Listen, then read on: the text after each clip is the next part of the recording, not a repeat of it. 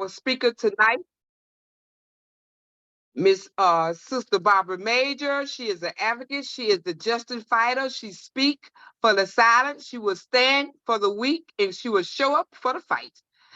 I am glad to announce and pronounce to everybody our great moderator, Sister Barbara Majors. I gotta start paying you for this, Valerie. I I want to say good afternoon. And I'll also ask, if possible, I know it's difficult, if folk would keep their camera on. It's just easier. We can see the faces of people. I, as part of Justice and Beyond tonight, am honored to welcome our guests to really talk about something that's literally killing us. There's no other way to say it. What is happening to Black women and Black babies is, I don't know, I don't throw the word genocide around, but when you know the statistics and you know the data and you ain't doing nothing about it, it says to me, you really don't give a damn and you're not valuing the life of these Black babies and their Black mamas. And I want to thank you all for the work that you are doing, Family Connect. One of the things want you to introduce yourselves. And also we have some questions and we may not get to all of the questions. However, we kind of prefaced these questions around our understanding the impact of racism on the outcomes of Black mamas and Black babies. And I don't think that's up for discussion. If it is, then you're in the wrong box here. We already know this. Okay, so we ain't gonna go through no whole long diatribe about that. So we straight up know that it is the way that it is a major, if not the major impact on the outcomes of these families. Because it's not solely the babies and the mamas, but it's families. And families make up communities. That's the cultural unit that's being impacted by this. Because we can get caught in our narrow understanding. Babies, no. Them babies and the mamas belong to a community. And the community is being impacted negatively. And I'm just gonna just ask one, when you introduce yourself to our guests, and thank you for the work you're doing. As you introduce yourself, first to tell us a little bit about Family Connect. Who would be the one to do that? That would be you, Shelby? Thank you, yes, Shelby. So if you introduce yourself, now I'm gonna be real honest with you as well. We're excited about your program, but that don't mean we ain't gonna challenge you on. I mean, that's just how this gonna go. You know, we think you do good work, and we know want to do better, and we want to know how we can help you do better. So it's not, in an adversarial kind of way, but just for us to understand in a more comprehensive way how you all are taking this approach. So Shelby, welcome. I'll ask you to introduce yourself first and tell us about Family Connect, and then you can pass it on to your colleagues. Is that cool? Yes, ma'am. Good evening, everyone. First of all, thank you all so much for having myself and my team here this evening to educate you all on this brand new program that the city literally just last week announced to the public. So my name is Shelby Wynne. I have the honor and privilege and pleasure of being the Family Connects program manager. So you're all probably wondering, what is Family Connects? Because it's a brand new program. So I'll give you some background on the program and the history, and then tell you what we're doing here in New Orleans. So back in 2008, this program started in Durham, North Carolina. It was a joint venture between an organization called Durham Connects and Duke University. Since then, it has changed to Family Connects, and it is headquartered still in Durham, North Carolina. The program is currently in about 20 states, and there are about 50 programs across the country. And we are very honored to say that we have announced this program as of last week, August 1st. So we are officially in New Orleans and we are officially in Louisiana. We do have some teams that are working diligently to announce their programs in Ruston, Louisiana, as well as in Baton Rouge. So they're not quite as far as we are, but we are very thrilled to say that eventually this program will be a statewide venture. So what is the program? What is the model? So the Family Connects model is offered to everyone. There are 2 metrics of eligibility. Specifically in New Orleans, those 2 metrics or criteria are: delivery takes place at either Toro Infirmary or Ochsner Baptist. Now, Ms. Betty, I realized one of your questions was, why isn't it at New Orleans East, or NOE for short? And that is because currently at this time, the only 2 birthing hospitals in Orleans Parish or in New Orleans are Toro and Ochsner Baptist. So NOE did announce their maternal fetal medicine clinic earlier this year, and we are working very closely with them. And then once they do become a birthing center, we are jumping at the bit to make sure that this program is launched there as well. So those are the 2 metrics for eligibility. There are no income requirements. There's no socioeconomics, as long as delivery is at one of those 2 facilities. And then the second eligibility or criteria is one of the 2 parents or the main caregiver for the child lives in Orleans Parish. The reason we're focusing on Orleans Parish right now is because the program is funded through the city. And we're very thankful that our city council and our mayor understand the value and the importance that this program will have and have a positive impact on our city and on our community. So the model, it's an evidence-based model. There were 2 randomized clinical trials done in 2009 and 2014. I can separately send y'all some more information and data about that. Additionally, Gabriela, who is our data specialist, can also send you more information if you require or if you request. So, I'm sorry. Okay. So we have our 2 partner hospitals, Toro and Ochsner Baptist, and each of those 2 hospitals has a medical director, has a nurse supervisor, 3 nurse home visitors, and a program support specialist. The program support specialist has 2 main responsibilities.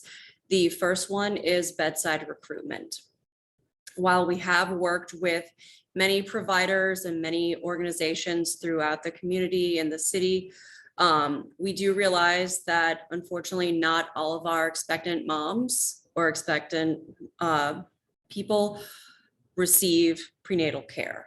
And so we want to make sure that anyone that delivers, and that's either full term, NICU, or demise, receives this program or is offered this program.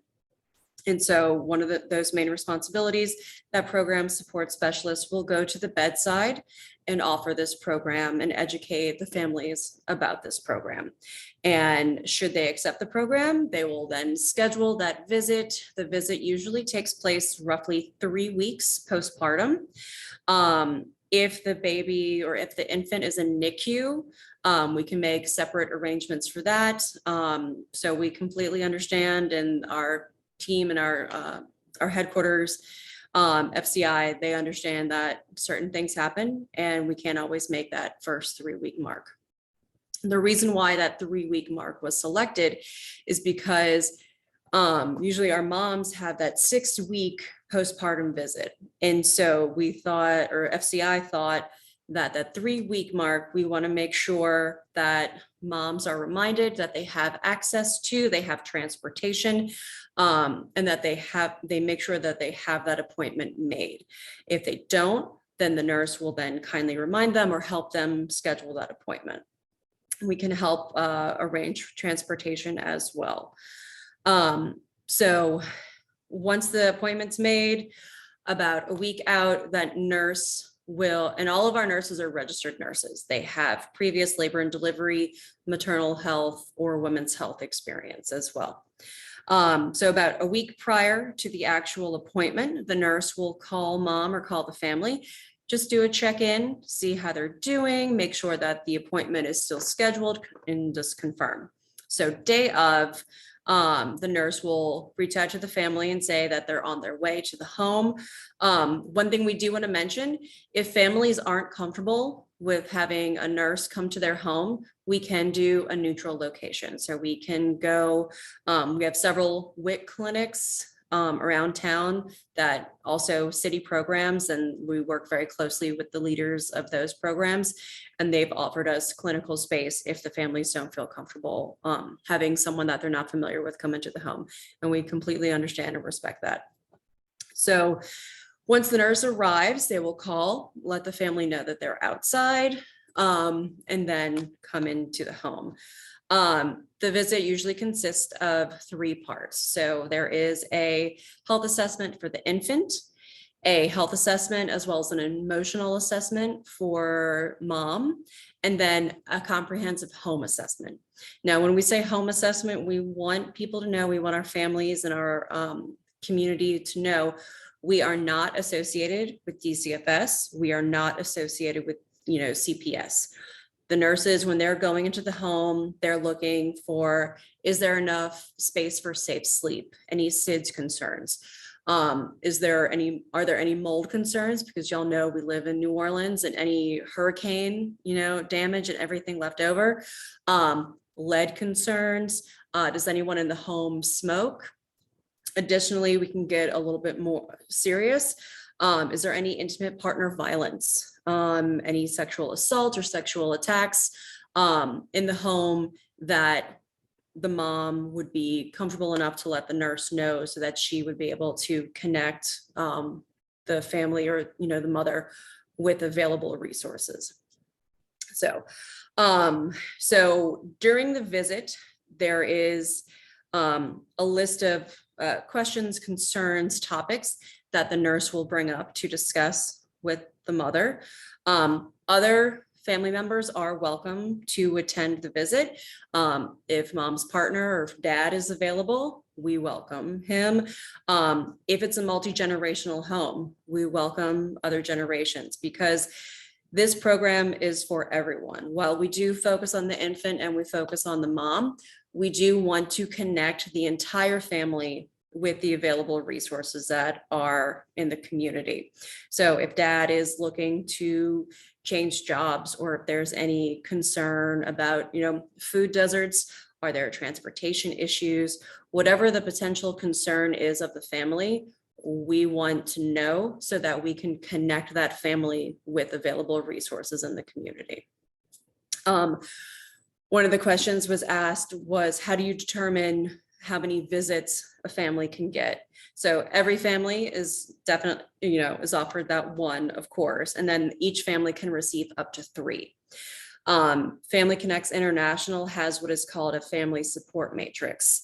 There are 13 factors in that matrix, and each of those matrix is graded on 1 to 4. So the higher the score of each matrix, the higher maybe the concern or more education that family will need. And so what that base level is, if the score is over that, then a second or a third visit will be offered. If the family is no longer comfortable or no longer wants those visits, that is completely up to them, and we respect that.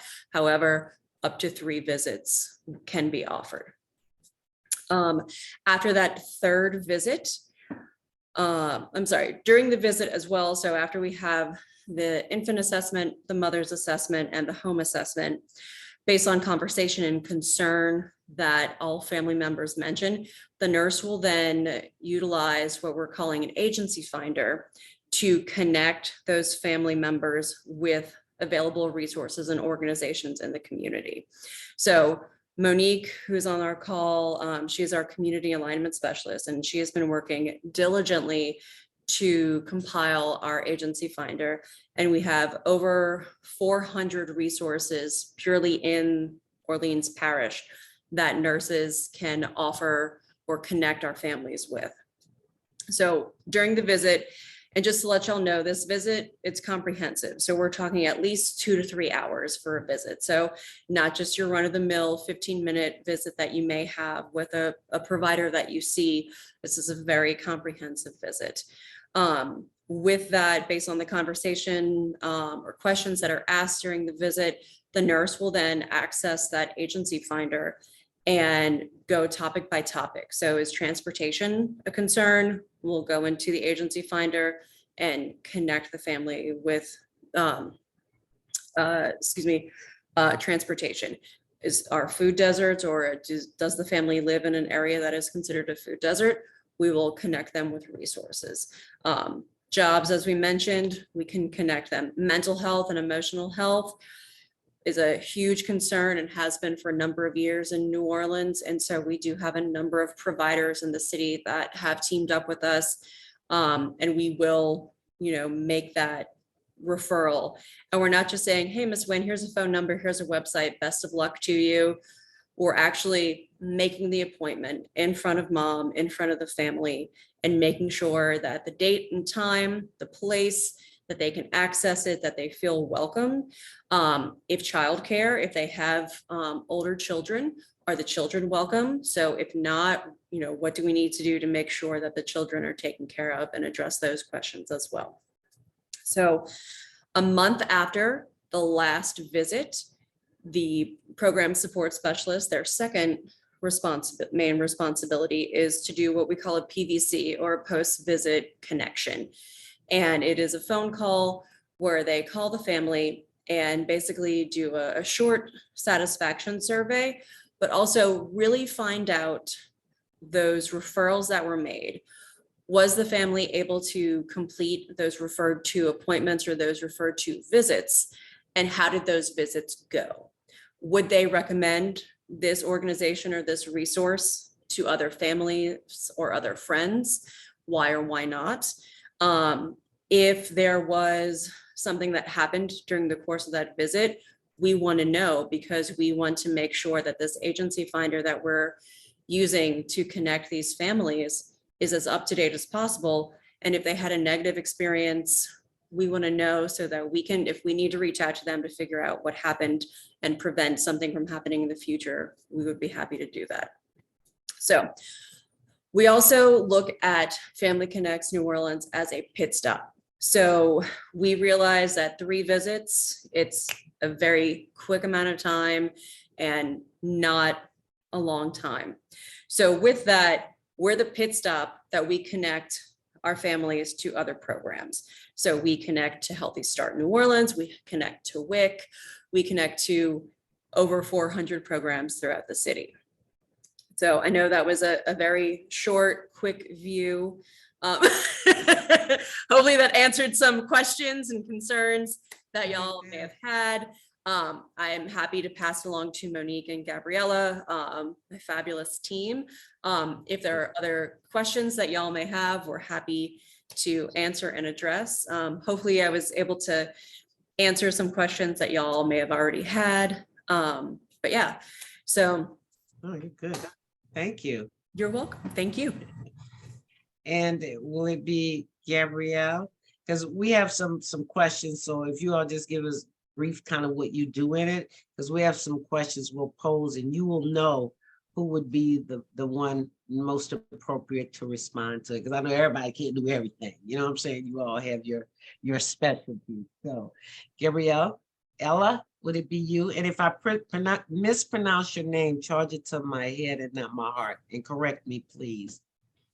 Gabriela is perfect. I am the data specialist for Family Connect. So like Shelby mentioned, we're starting in New Orleans, but we're hoping that once we connect enough data, we look at how this program is impacting the community, we can take it to Baton Rouge and really advocate for this program to be admitted statewide to help Louisiana as a whole.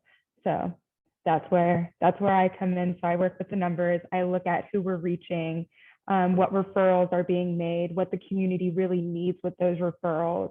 And yeah, so that's what I deal with. Thank you so much for having us. I'm so happy to be here.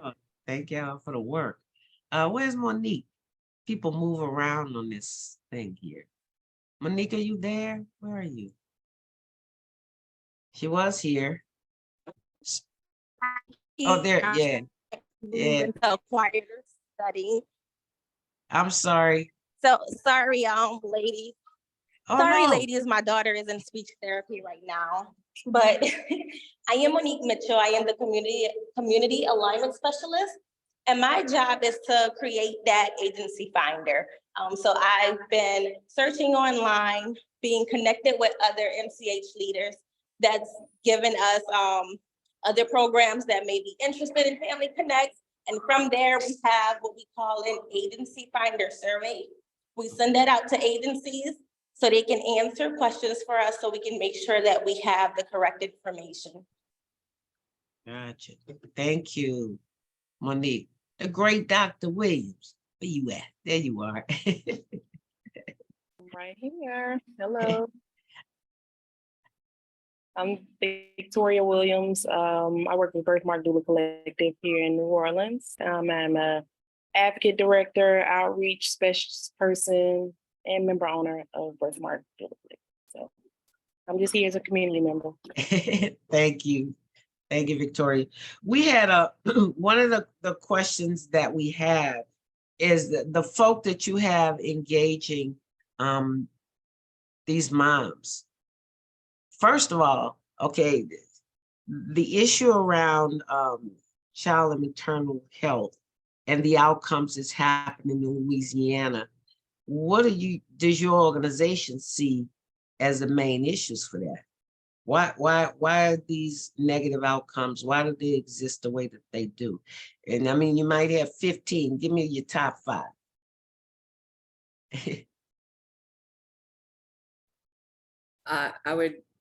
I wish Dr. Gillespie Bell was here because she would tell you all much more eloquently than I can. Unfortunately, we are aware of our staggering and abysmal maternal and infant mortality rates.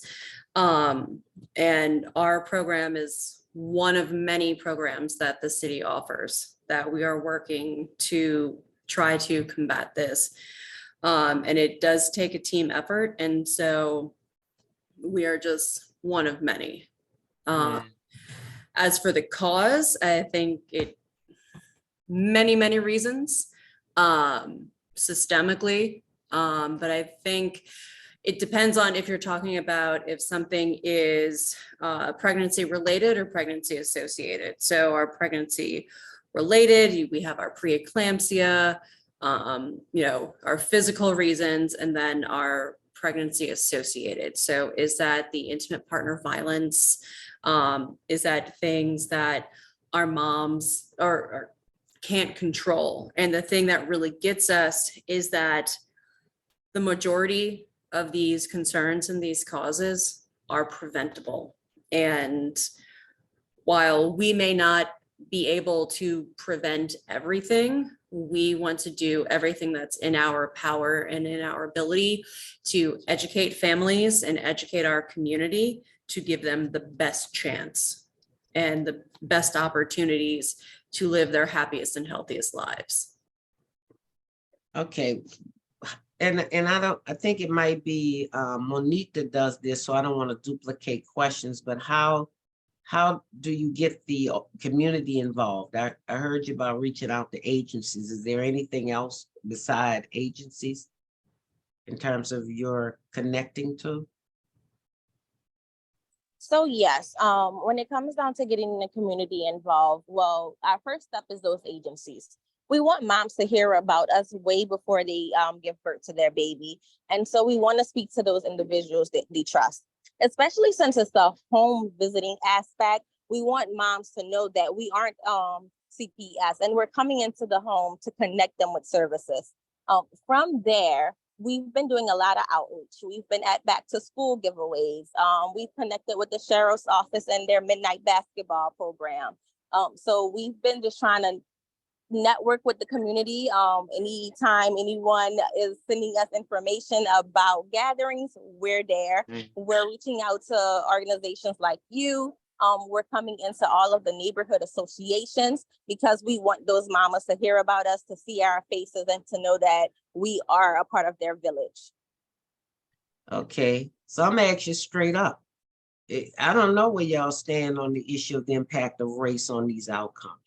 Talk to us. Well, Y'all I see believe- race as an outcome and racism? When it comes down to maternal child health and why we have these pregnancy associated deaths, we do know that Black women are twice as likely to die at childbirth or after. So yes, race is a factor into this. Personally, I also believe that we need to teach our moms to start to advocate for themselves. A lot of moms they're uneducated about the childbirthing experience. And then, once they see that provider, they kind of shut down because the providers know everything. But we want mamas to learn how to advocate for themselves, to speak up for themselves. When they notice that something is going wrong, or if they're not feeling right, that's a concern. Even if it's something mild that you think is mild, that is a concern, and you let someone know it. And if they ignore you the first time, you move on and you find someone else that will listen to you. So I do believe that is a factor, and I think Gabriela could probably tell us more about the data when it comes down to our moms and pregnancy mortality and associated deaths. Yeah, so we know in Louisiana as a whole, we have 101.5 pregnancy associated deaths. So pregnancy associated differs from pregnancy related because it could mean it's any death that occurs within that first year of pregnancy. So pregnancy along with that first year after they have given birth. We know that Louisiana has 101.5. We know that if you look at the infant mortality rate within New Orleans specifically, the infant mortality rate is above the national average, below the state average. But then when you look closer at the numbers and you look at who's being impacted the most, we do know that it's Brown and Black women. We understand that there's systemic issues that of course play into that. When we talk about, Monique mentioned, we want the mothers to advocate for themselves. We also want them to trust themselves, know that they can advocate, but we also want, we've been working, I have partnered with Ochsner and Baptist and discussed establishing trust with the providers, because the providers also need to trust that their patients know what they're talking about, and not to just ignore the patients, but to really look at what is going on with them and to really understand where they're coming from, where their concerns lie, and really explore the concerns that they have, because we know that a concern may be something, okay, your head hurts. Why does it hurt? That could be a bigger issue. We want them to know that once they go home after delivering, any concern that they may have with themselves physically, they should express that with any provider that they may see. And Monique mentioned, if that one provider doesn't listen to you, that doesn't mean that your concern isn't valid. Find someone who will validate that concern and explore that concern with you. And that's where that registered nurse comes in when she's doing that physical assessment. Express those concerns. Shelby mentioned that those pregnancy-associated deaths are preventable. We know that I don't have the number right off the top of my head, and I would hate to give you the wrong number, so I will send it in a follow-up email. But there's a significant % of pregnancy-associated deaths, and they are preventable, and that's where we want to come in. We know that 6 weeks is a long time to go without seeing a provider if you have a concern. You don't have to wait those full 6 weeks if you have a concern.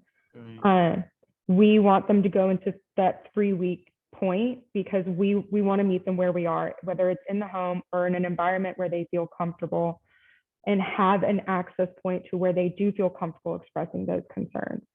Shelby mentioned that length of the visit is 2-3 hours long. We want to make sure we're hitting all of those points. Yes, you mentioned you feel okay, but I'm going to ask you again to make sure, because we know that the first time you ask, you may not trust us to disclose it. So we're going to ask again to make sure. You feel sore. If you feel sore somewhere, okay, explain what that feels like to me. Okay, in just 3 weeks, a lot of bad things can happen. That is a long time. So just going in and making sure that they have a point of contact, that we know that 40% nationally, this is a national number, 40% of women who give birth or people who give birth don't go to that 6-week appointment. So it speaks to, okay, how do we make sure you are going to that 6-week appointment? It's not optional. We know that parents hopefully will do anything for their child, but what are you doing for you? Or who, Gotcha. yeah, and it speaks to like a larger issue. So, yeah. Yeah, because one of the questions we had is, was it the folk that's dealing with these moms, have they been trained around racial sensitivity? Have you all been trained? So that's an excellent question. So our deputy director, Michonne Sadiq, she is part of AMCCI and she does the RELS training. And that is something that we will be doing in the next few weeks. Okay, because I hear a lot of responsibility being put on these moms. I'm hearing a lot of stuff. I'm gonna come back. I got a lot of questions. The other thing, we had several questions. So you all are gonna get trained, because one of the things you just said, Gabriela, we already know in this country, and I'm gonna put this out there like we already know. If we don't know, like they say, if you don't know, you're gonna know now. They don't listen to Black women. We know this. The healthcare industry does not. And so you may tell them it's like, it's okay, but when you've been beat down, and maybe you got a program to build these moms' capacity to be their own advocate, that just don't happen. Let me get off my soapbox, because I think y'all doing a wonderful job. I just want to hear how it's different from anything else I've ever heard. Tell me how this is different. It's a service thing for moms and babies. What makes it different from anything else that's ever happened in this city, in this country?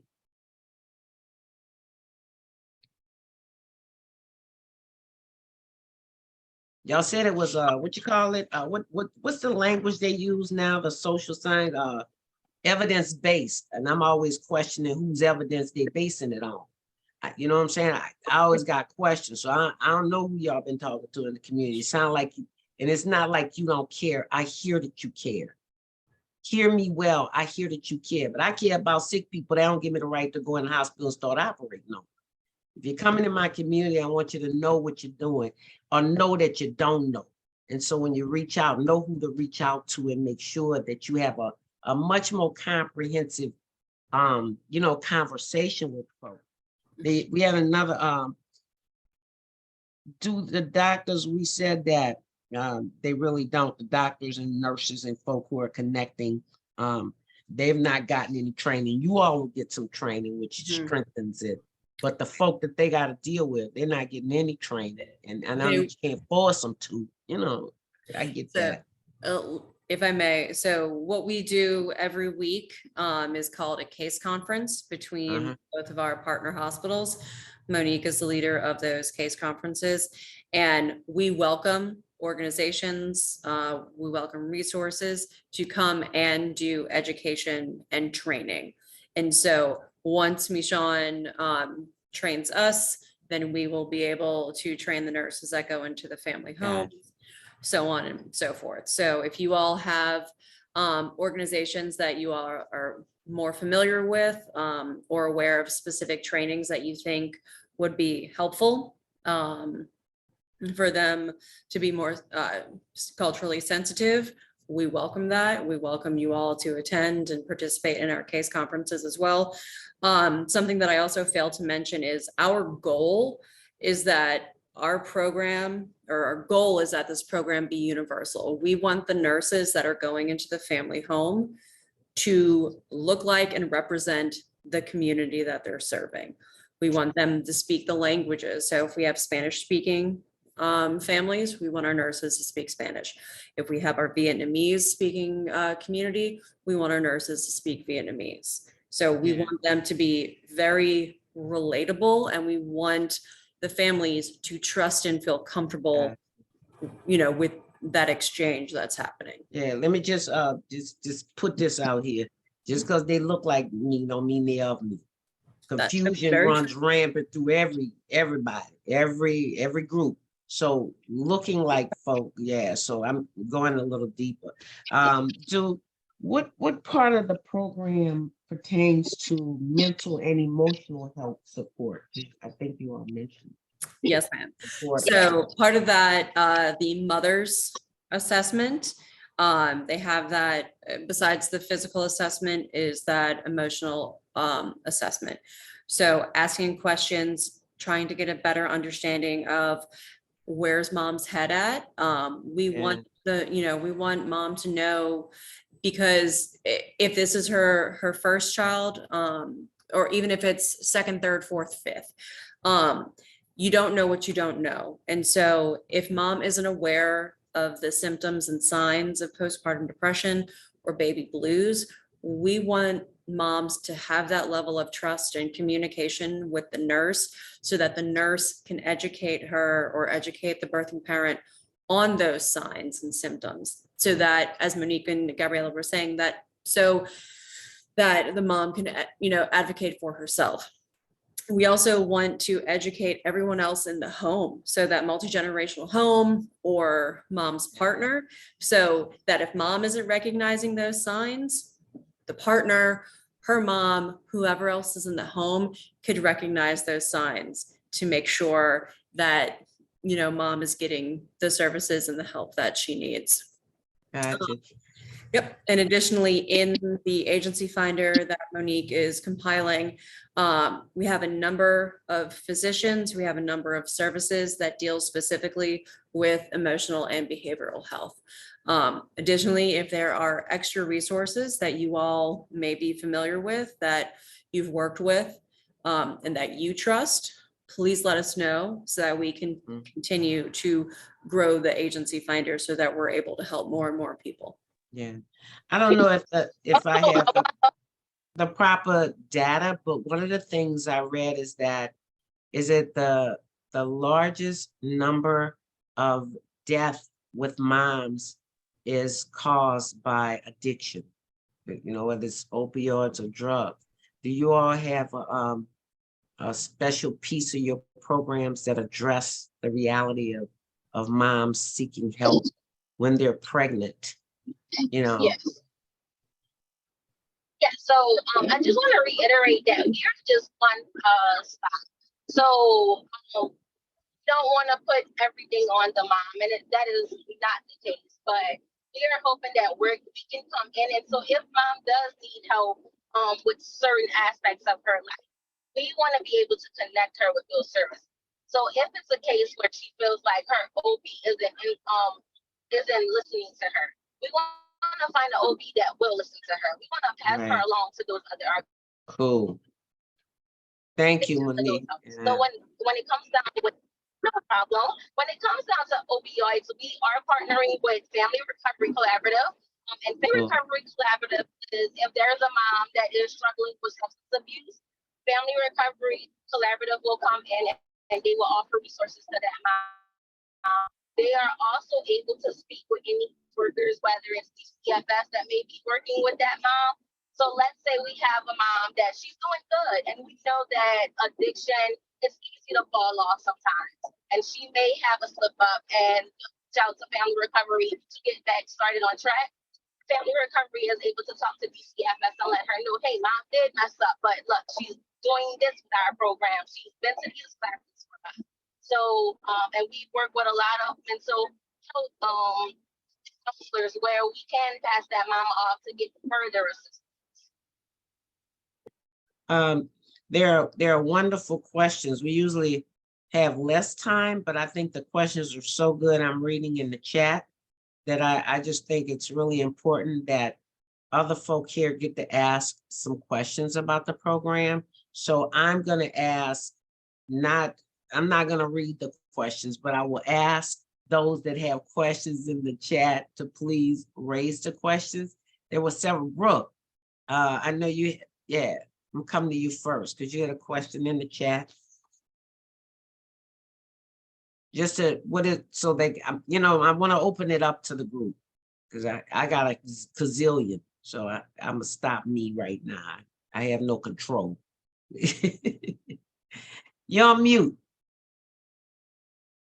I also have many questions. I would really like to defer to Victoria, though, who I'm sure also has many questions. Yeah. Is that fine? Yes, that is. I was coming to her next because she in the chat. Okay. But just just to have it in anybody, but you can do one of yours. I was just going down the list of who's Okay. first. Just not to ask all of yours and leave time because we can always come back around. Okay. So if you I ask will, one of yours. I'll start with one of mine. Okay. I want to know whether the city joined up with sort of the Cadillac version or the economy version of this program, because it sounds as though when I look at their website that the Family Connects International looks more thorough than the program that we have here in New Orleans. And then my second question on that one is also, if moms advocate, will they be listened to, which Barbara already spoke about. Yeah. And I think too, that in just 3 weeks before the postpartum, that a lot of bad things could happen, and that concerns me. But I'll go back to the first part, which is, did the city sign up with the Cadillac version, or did they sign up with the less expensive version? And I want you to understand, this is no reflection of you. We know how the city roll. You know what I'm saying? We just need to know the truth so that when we can support you, so that we know what we need to call for to make sure that our moms and their community and their babies get the best care. So I don't know who want to respond. Go ahead, Shelby. So we welcome all questions, but we do want to remind you all that this is just one of the programs that the health department is supporting. And we are that pit stop to connect the families to all of the other great resources and other programs that exist right now. So the example of the Cadillac versus economy. So there are a couple of different options for this program. We at the health department modeled the program after what Rush Hospital is doing in Chicago. So it's not necessarily is one better or is, Cadillac or economy. It is what works best for the community that you're in. And so we modeled ours after Rush, and that model is, so it's headquartered at the health department, and then we partner with both of those hospitals, who then they employ the nurses and the PSS, or the program support specialist, but we're in constant contact. We have, we participate in the trainings. We meet every single week during the case conferences. So the other model is that the actual health department is the one that hires the nurses and the medical director. So they should have been here. Yeah, we need to bring them on board.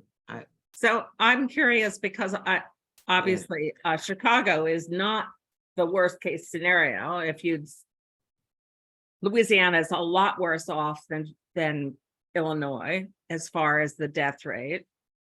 And so it's surprising to me they pick a city or a place that doesn't necessarily have as serious a condition an issue as we do.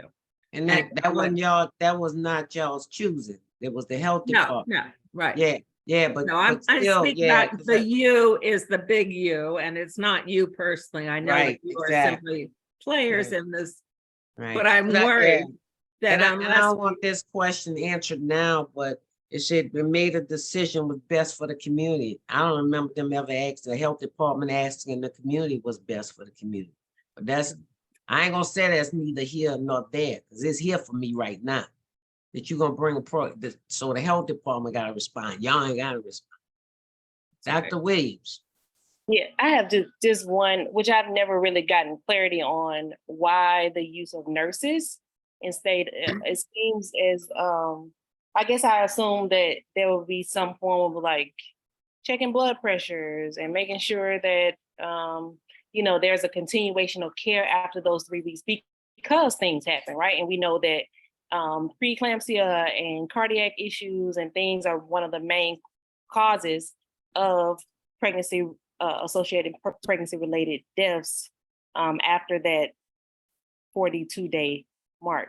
So yeah, I just wondered why more the medical model versus like, I mean, I don't know if you know the answer. I'm just.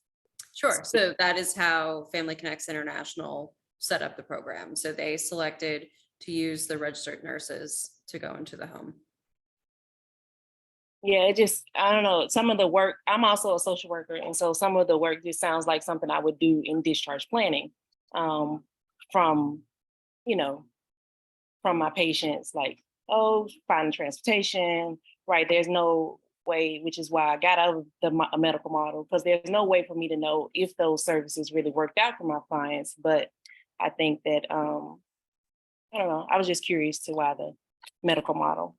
In a time when we know community, you know, community-based healthcare is of the essence and something that I know my organization and many other grassroots organizations support, because we know that it has a different lens, similar to the midwifery model, which is more of a community-based support model. Any other questions from other folk? Because Brooke, I know you have other questions. I want to make sure that the I think Jeff Jeff? Connor. Yeah, go ahead, Jeff. You're on mute. You're muted, Yeah. Jeff. There we go. There you Yeah, go. I got it. I wanted to hear, I like VP's concern about the OBGYNs and how they're looped in.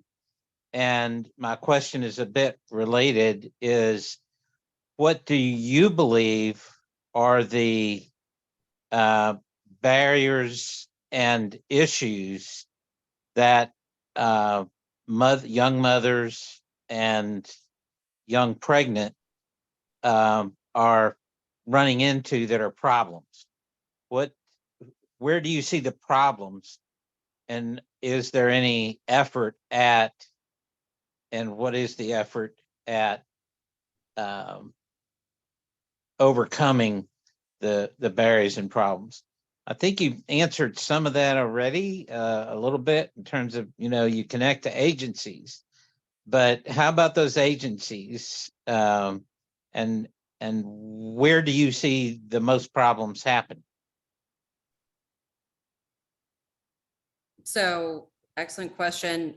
So the visits have not started yet. So as of last Tuesday, we announced the partnership with our hospitals. So we have not done the first in-home visit yet. So we don't have any concrete information to talk about that. We can, you know, since we don't have any concrete data, I really can't answer that. I can answer from the community side if Jeff, you just really want to know. Yeah. Please. Okay, so I mean, there systemically, of course, we know there are many problems with the system. And I think as an advocacy person and policy creator, that is my job. Like, that's what we do as a community organization, right? We create policy in order to break some of the social determinants of health that our Black and brown people experience. And the great thing about policy is that it reaches all lenses, so it's for everyone. But it was definitely focused on the issues of Black and brown people. So we have, of course, transportation. In other rural areas, we have broadband issues where they're not able to access telehealth. In the city of Louisiana, of course, our education system is trash, and we're not doing pre-contemplating of pregnancy conversations, right? We don't have a lot of those conversations so that people can make a choice early on about their decisions of their bodies.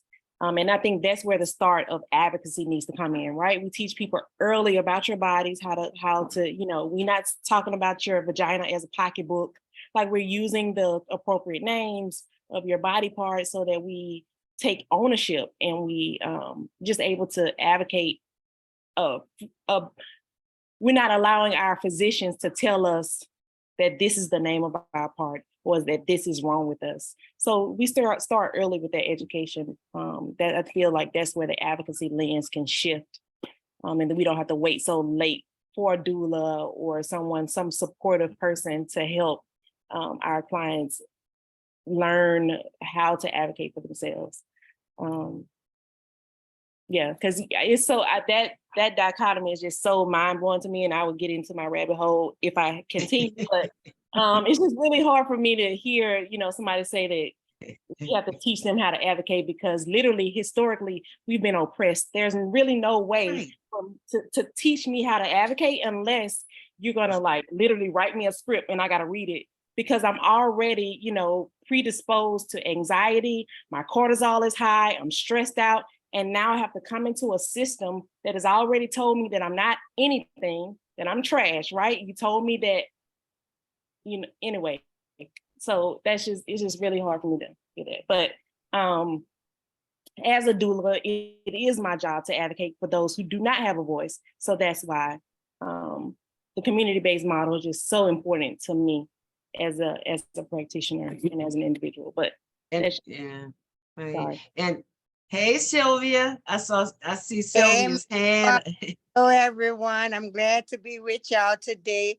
Oh, and baby, we glad you have taken the floor, baby, and you answered everything that I was about to say. It don't start after for 3 weeks. Teach it in the schools. Like when we was going to school, we learned how to cook. We learned how to sew. We learned a lot of things. So we have to address these things beforehand. Because once the baby is here, the mother already is eating wrong because she don't have enough introduction to different fresh foods, fresh market, people coming around. Like when I was young, we used to have Mr. Joe Green. He would come around with the vegetable truck and you could get your fresh vegetables. We don't have none of this no more. So you are so right, Victoria. Miss Williams is your last name. And I really appreciate you answering my questions. I'm not going to hold anyone up. Let the next questions roll, but I am so proud of what you responded to, because it's the truth. In school, in the churches, that's what we have to. We have to get everybody in the Black community involved. And organizations. I'm a vice president of my organization, and we do our best for people, even when they don't want to hear it. We still come back with a flyer to give you resources. So I really thank y'all. This is very nice. It's very nice. But yes, it began beforehand. In the schools is where they get pregnant as teenagers. Thank y'all very much. Thank you. Thank you so much. And thank you for being here, Sylvia. The one thing that I'm hearing is there seems to be a disconnect between services and advocacy. And this is another service program. We got a gazillion service programs. But when I hear people talk about policy, is there a relationship between Family Connect and folk who are doing advocacy and policy work? Because ultimately, what you all are doing is going to be impacted by policy and legislation, whether it's increase in budget, whatever. So where is the relation? I hear on the individual level, but I don't speak for other folk, but I know Black folk ain't under the state of oppression just as individuals. We part of a collective that's being dealt with. And that's our response to that has to be a collective response. And to me, that's around policy. I can send one mama, but hell, I'm losing 20 more. So how do we begin to impact policy? And I don't know if you all, and like you said, this is a program of the health department. And so some of this, I know you cannot respond, but we must continue to press these questions. Because anytime a program show up in my community, I'm suspicious. I'm supposed to be. Because what it means is somebody getting some money and a few folk gonna get some services, but we dying by the thousands.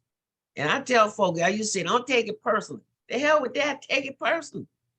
You know what I'm saying?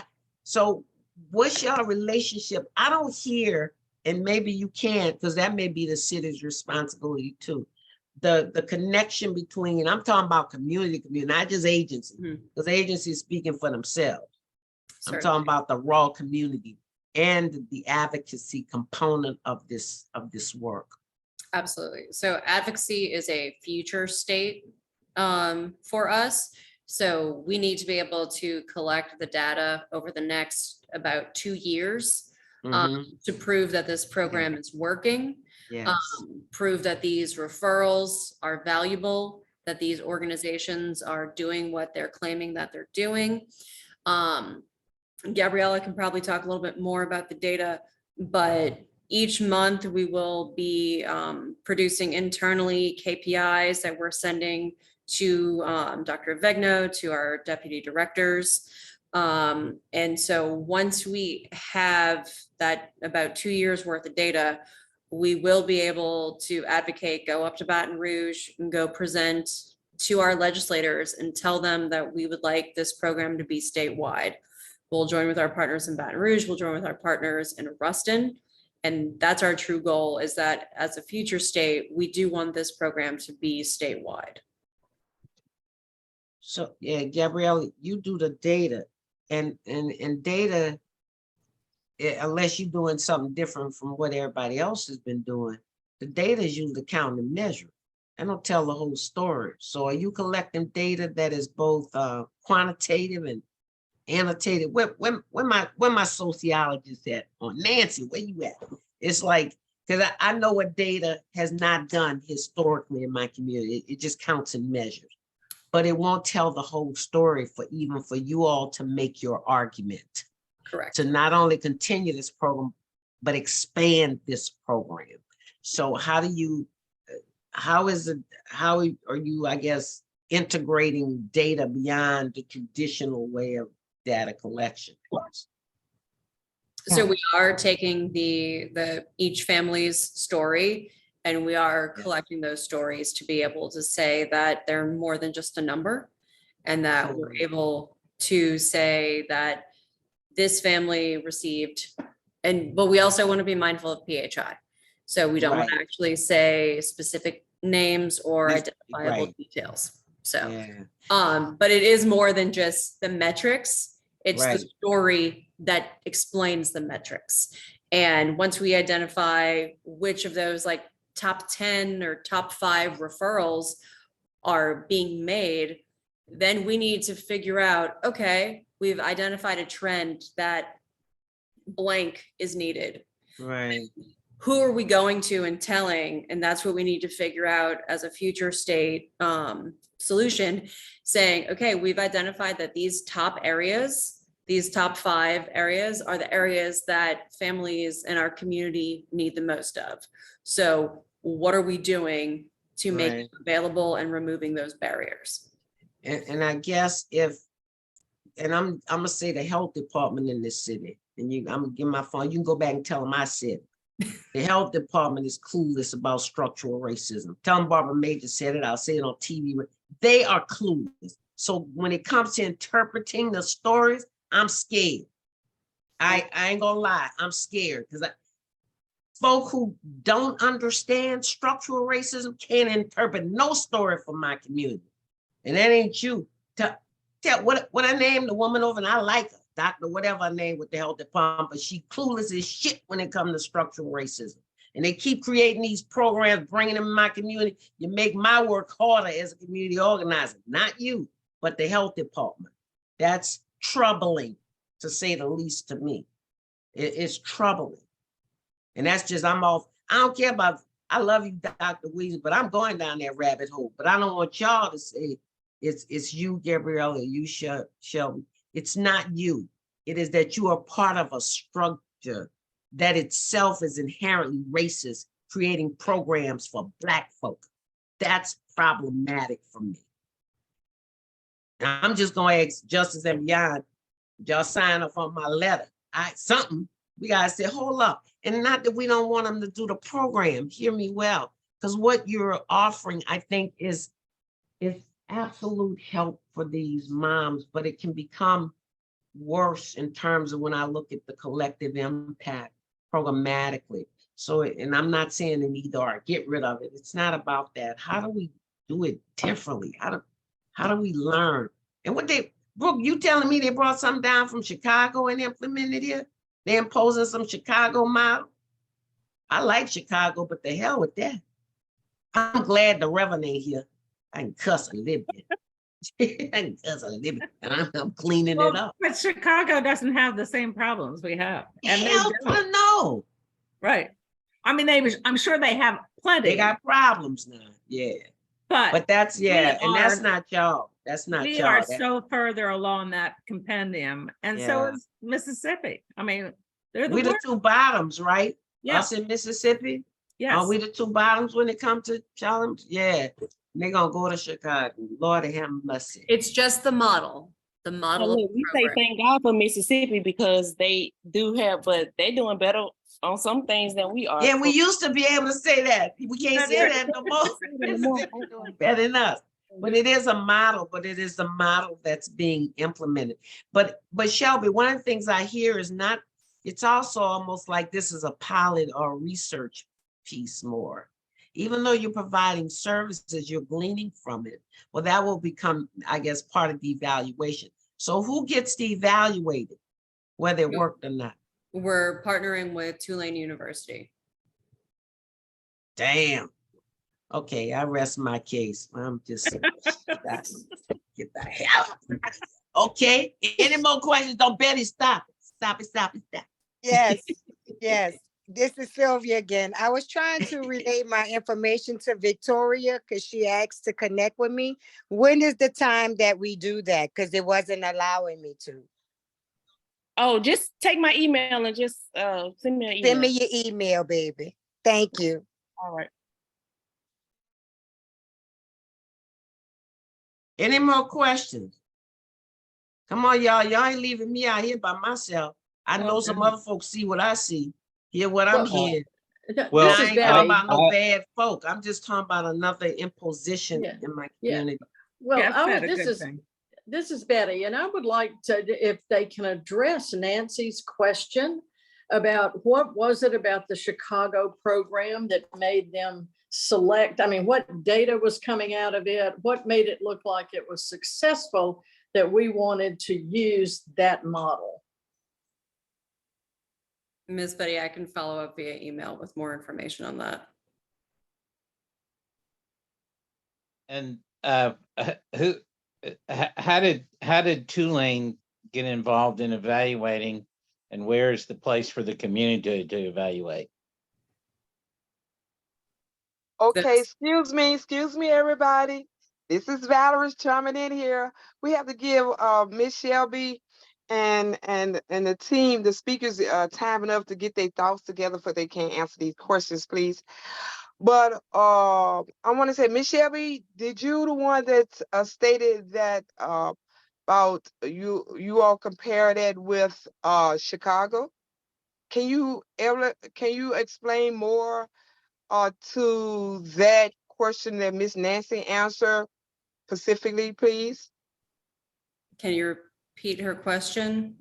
Sure. It was at Valerie. She responded. She said she would send an email to follow up. Shelby, it was about why did they choose Chicago to use as the model for New Orleans? And it's just New Orleans, not Louisiana. Am I right? Correct. Okay. Oh. And she said she would follow up with an email with that information.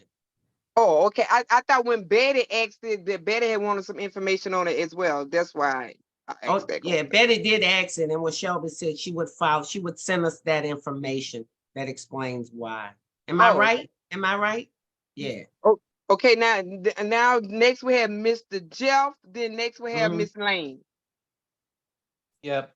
And you may not be able to answer this, any of y'all from the program, but I guess you heard Barbara's reaction to Tulane evaluating. That it's, I guess the message could go back up the ladder from you all and from us, that the evaluation really needs to be involved.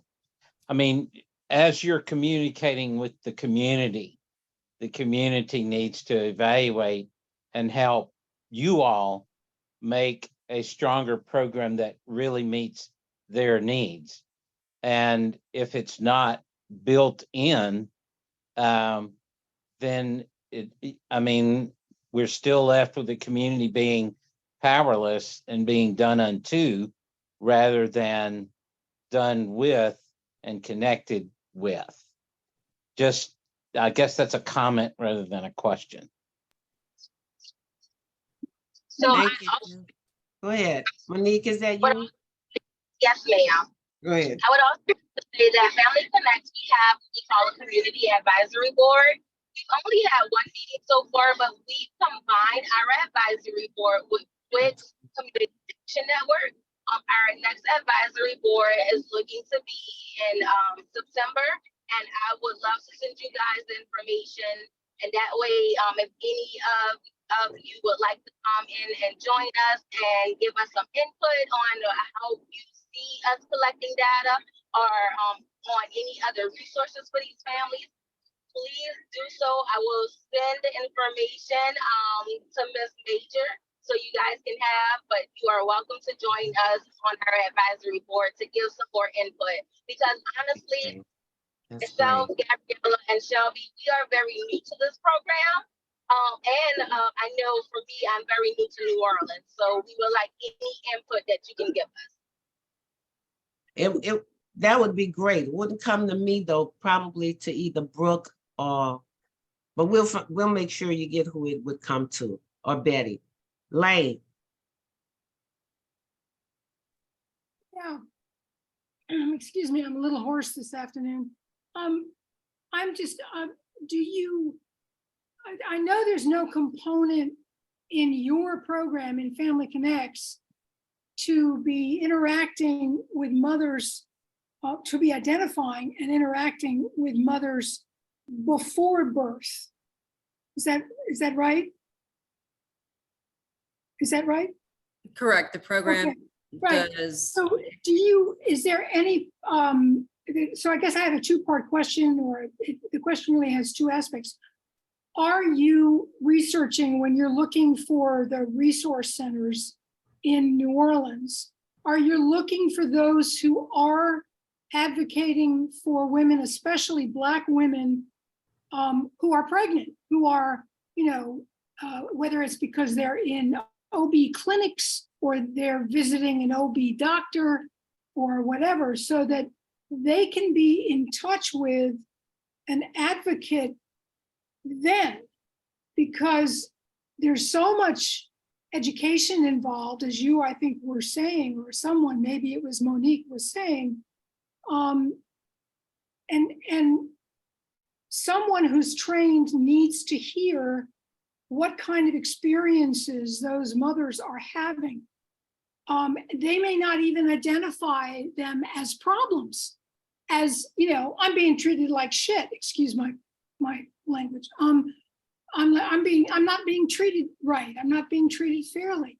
But someone who's trained, who could be in a, even if it's just a, and so anyway, so the first part of the question is that something that you can conceive of, or are thinking about adding to your program? And the second part of the question is, if not, why couldn't the health department or the city, I guess it would be through the health department, require that every OB clinic, every OB doctor, or health provider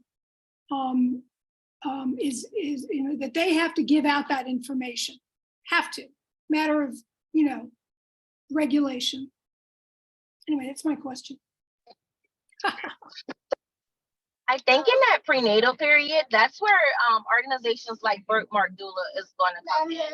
I saw that one of the questions. Honestly, I don't have any resources in our agency directory for moms while they're prenatal, because we're coming in at postpartum. But I tell my family and friends, I tell other moms that I come in contact with, get a doula. That doula is going to help mom advocate. She's going to teach mom about childbirth education. She's going to teach mom about attachment issues. She'll be there for that mama. Other than that, we are still looking for some resources. Right, but how do you get the mothers connected with, the expecting mothers connected with a doula? Because I tell you one thing, I don't know, because it's been a long time since I had my babies, but I would gather that most OB practices and doctors are not going to be very receptive to bringing a doula in. Think that they are opening up more to it, especially with Medicaid. One Medicaid plan is allowing payment for doulas. The hospitals are equipping moms if they need to with doulas, or at least allowing moms to bring their doula into those appointments at that doctor's visit, at that birthday experience, are being more welcomed. Also, I do believe that the health department may be looking into a doula training. But that's as far as I can answer, but I can't get more information. Well, the last thing I want to say in terms of my question is, I really recommend that when you have that advisory board meeting, or whatever input you can have with the health department, that it, more than providing more training, which is a great thing, I believe that what is needed is to figure out a way to get doulas or whomever, trained advocate, connected with the mothers. That's all, and I'll be quiet now. No, I thought, thank you. You all are figuring out this program like most things that we're trying to do differently in this country. We're creating this path as we walk it. If you know some stuff, I don't know. If you could create this program like you thought, what would be, like, there are some components, what would be other components that you would think, like if I have to go speak, say somewhere to the health department or whatever, I want y'all to keep y'all jobs. I don't need no more unemployed allies. What would be some of the things you would say? If we had this, we could have much more impact. Because you all, I mean, your hands are tied to answer more. But until we are actually having those in-home visits and making that first appointment, we really can't say much at this point. About other stuff you might want in the program. Okay. What up, Gabriela? You, neither Monique, y'all, and nothing you can say about, you got the job here, so you know something already. Something's there, something's missing. So is anything you would, if you could create your own dream program, because you all have the skills to do that, what would you like to see as an added component to what you're doing? For me, if I can create my own program, I personally would target those teenage moms. I know someone brought that up previously. I think that's where it's going to start at. It's going to start with our young adults. Also, because I've mentored at the high schools before, and I find that a lot of our teenage females, even the male teenagers also, they don't know much about sex education. They don't know much about. Right. They really don't.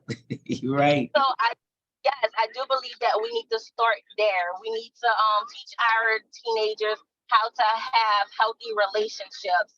I know for me, I've had this conversation with Shelby before, that I know in my household, being young, it was always, if you mention a boy, it would be like, you better voice those books. And so we don't teach our young adults how to maintain those relationships and how to have healthy ones. So I would start at the teenage level. Gotcha. Thank you, Monique. Gabriela, what, because you talk about data, but I hear more. Yeah. Data. So specifically data that I'm looking at is related only to the Family Connects program. So it's just a snapshot of what Family Connects is doing. I would like to expand on that. I would like to listen. I would like these conversations that we're having, I think, are so important, right? Like, we need to hear all this feedback in order to take it and apply it and do better and be better, right? So I think expanding those cab and can, Monique is doing a fantastic job at those cab and can meetings and trying to get a large group there to give as many perspectives as possible. And I think just Jeff mentioned community involvement and community evaluation. We need those numbers for, like, funding wise, to have an outside evaluator come in and show us. But I think having those community opinions on what the community needs, let the community speak for themselves, and allowing that and kind of taking that into consideration, I think, is huge. And I think that's why these conversations are so important. Victoria mentioned, and I'll say it, I was guilty telling that we need to have moms advocate for themselves. She offered a great perspective that I needed to hear, that once you have a system that kind of doesn't listen to you, your voice gets lost. So as much as we would like to, every person have someone guide them through it, we're in the parameters of the program, the data that I'm looking at is, okay, those resources that they're doing, the referrals that they're doing, and then once that post-visit phone call happens, what gap is missing? So someone mentioned prenatal, we're not getting to the moms until postnatal. Monique mentioned a great point, education prior to family planning. What does that look like? That's going to look different for everyone. So having those specialized family planning sessions, I think, would be fantastic to build us on top of it. Like Shelby mentioned a lot, that we're just one program out of many, but like I think kind of working along with the community and letting the community speak for themselves, but working with them and seeing what we can do with our program for the community based on community needs that they're expressing. I just appreciate you all hearing, because sometimes people, I appreciate that, and not taking it like it's me. Nah, it's when you understand, and there is some understanding that you are a small piece of this. You can't solve all of this stuff. We understand that and appreciate that you're attempting to make a difference, some impact. And all we want to do is, if at all possible, how do we grow that impact?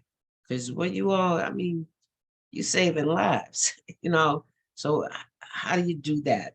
And it's very difficult to balance sometimes. How do you do what you do and at the same time, not do it in a way that's harmful? Like, so that's like, how do you maintain your own humanity within inhumane systems? And that's a struggle for all of us who try and make a difference. So we appreciate what you're doing. And we also know that it ain't all you. You can't make all these decisions. We get that. But where we can come in as an organization is not to attack, but to raise issues of concern. And one is like, where's the community voice in this whole process? And that's not just to y'all, but y'all can go back and say to the city, the community wants to have this conversation with us. So that's what it is. How do we have a conversation to make sure we're successful? Miss Major, we have Brooke have a question. We have Brooke, yeah. Brooke had and we have, Val, how many more minutes? We got about 5 more minutes. Yeah, we got 5 more minutes. We're gonna ask you to close us out. Yeah. We want all your profound, quick questions right now. Okay, Brooke have a question. Have any one of you all have any done this before? Have any experience in this field before? So okay. I am a new doula. I am a very new doula. But outside of working with postpartum moms, I've worked with WIC as a breastfeeding peer counselor.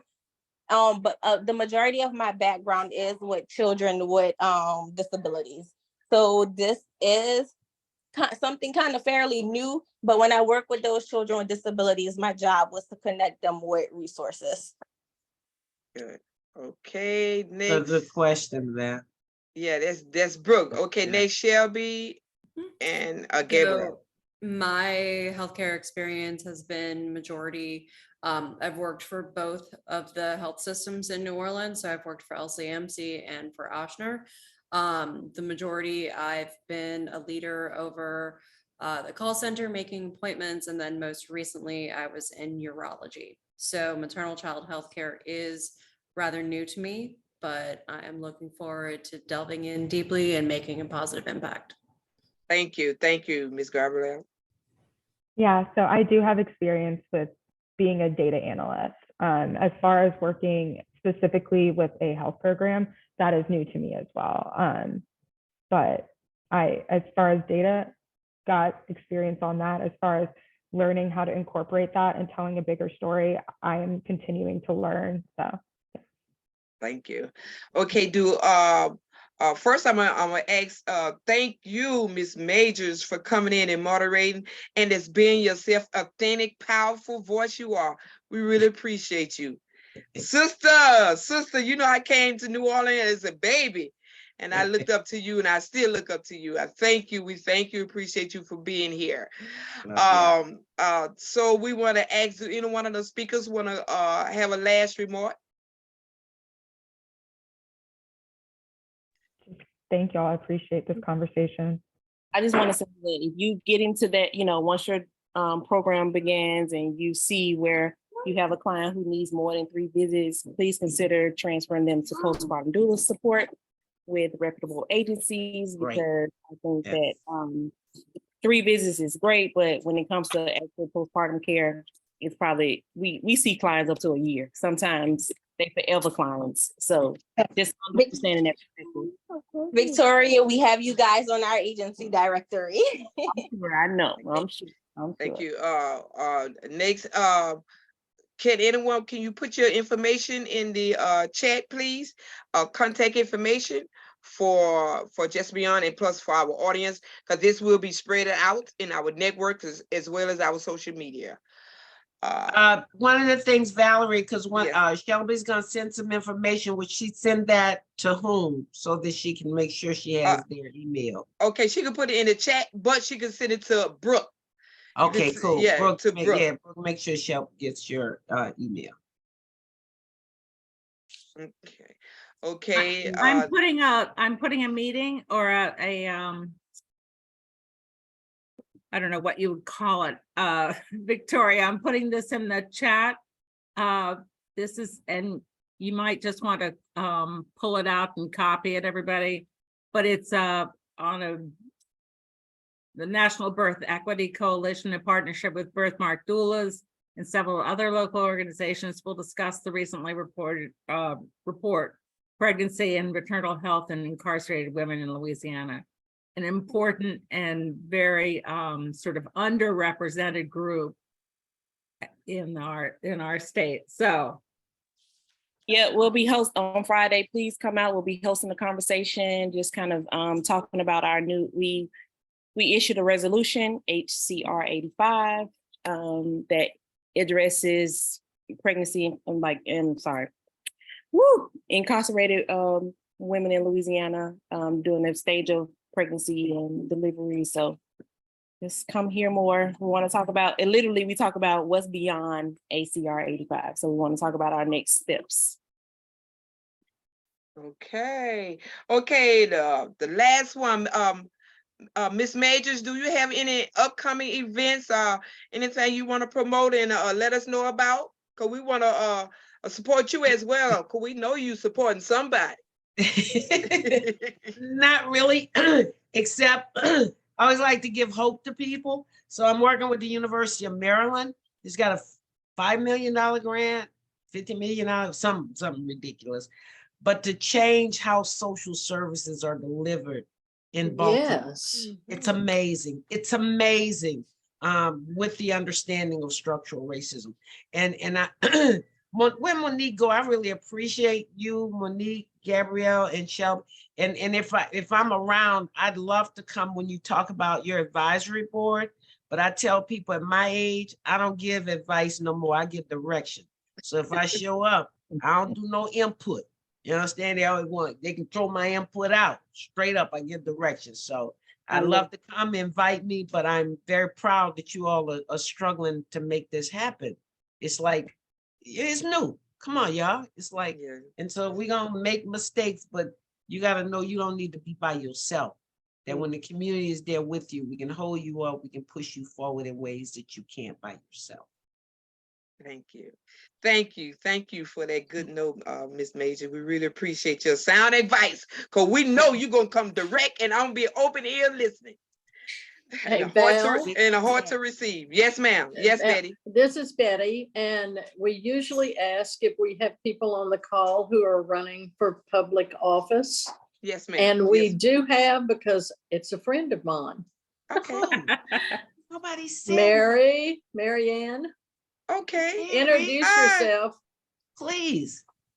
Hi, thank you, Betty, for inviting me. It was awesome, because one of the reasons I'm running is to promote women's issues because of the high mortality for mothers and babies is a crime. And I'm in District 9 State Senate. So I think the community-based model is the way to go, because you all know the conditions that need to be addressed. I think, it's smart. It's a smart use of resources. I'm in awe. And when I gave birth, I had a doula. So, and I know there was legislation, I think, dealt with doulas this session to raise the pay for it on Medicaid. So little steps. We had two. We raised the pay and also private insurance. Insurance, that's right. For midwifery and for doulas. Yeah. That was a serious victory, Victoria. Yeah, midwifery, because the number of OBGYNs is going down. So women have to step up and take, I know you are, but I just think it's a great program. Well, in the state of Louisiana, because we have this, very rigid abortion laws, and abortion mandates, a lot of the doctors are leaving because they can't practice safely. They can't practice, without criminal action. So exactly, we're seeing less and less OBs, and we hopefully will see more and more midwives and those who are midwifery. Ms. Majors, my daughter is going to the University of Maryland. I just left on social work. No. She's in midwifery. She prefers midwifery. But I gotta connect her to the social work department. That's who got the grant. They are doing amazing. Sisters, they're doing amazing work there.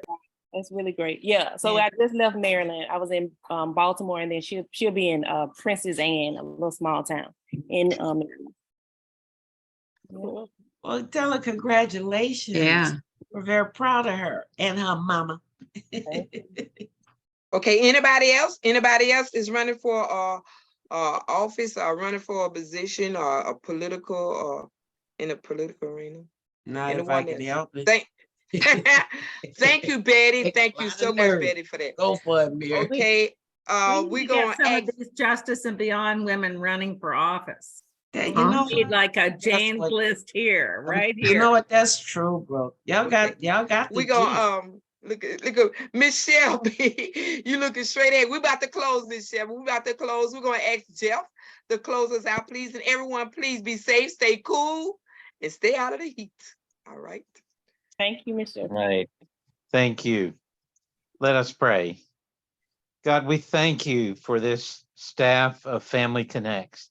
We thank you that they have reached out in a new venture, and we pray, oh God, that you would anoint them with your compassion and grace and love and openness and caring, and with an eye to justice.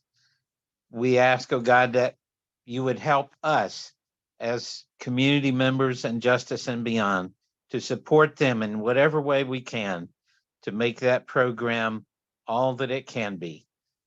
And we ask all of these things in your name. Amen. Amen. Amen. Amen. Thank you guys. Be Much safe. love, y'all. Take care. A blessing. Sylvia, it's so good to see you. I know.